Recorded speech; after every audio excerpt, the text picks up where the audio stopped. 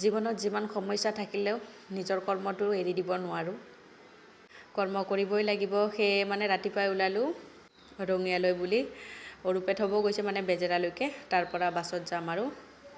তাৰপিছত মানে বেজেৰা যাই পালোঁ। বেজেৰাৰ পৰা মানে আজি যিহেতু PM ডাঙৰীয়া আহিব গুৱাহাটীত, গতিকে আজি এখনো বাছ নাই। তাৰমানে বাছ নোপোৱাৰ কাৰণে তাৰমানে টেম্পু চালকৰ ড্ৰাইভাৰবিলাকে ইমানেই মানে পইচা মানে বেছিকৈ লৈছে ভাড়া।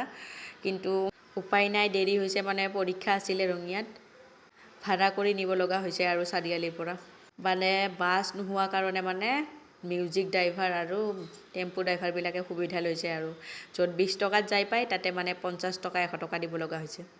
যা নহওক উপায় নাই, যাব লাগিবই। তাৰপিছত এইফালে চাব পাৰে ৰঙিয়াত মানে একদম মেইন হাৱাই ৰোডত কমলা আৰু পৰীক্ষা দি ধুনীয়াকৈ মানে আজি ঝুমুৰৰ প্ৰগ্ৰেমো আছিল, কিন্তু বাকী কেইজনী গৈছে মানে মই যাব নোৱাৰিলোঁ কাৰণ পৰীক্ষা থকাৰ বাবে। তাৰপিছত আহি আমি এইফালে চাওক চাৰিআলিত তাই বোলে আৰু পাৰ্লাৰত সোমাই মৰমী। তাৰপিছত মানে এইফালে দাদাজন বহুত বেয়া লাগিলে, 20 টকা এটা দিলোঁ মই। আজিলৈ ইমানেই, সকলোকে বাই বাই।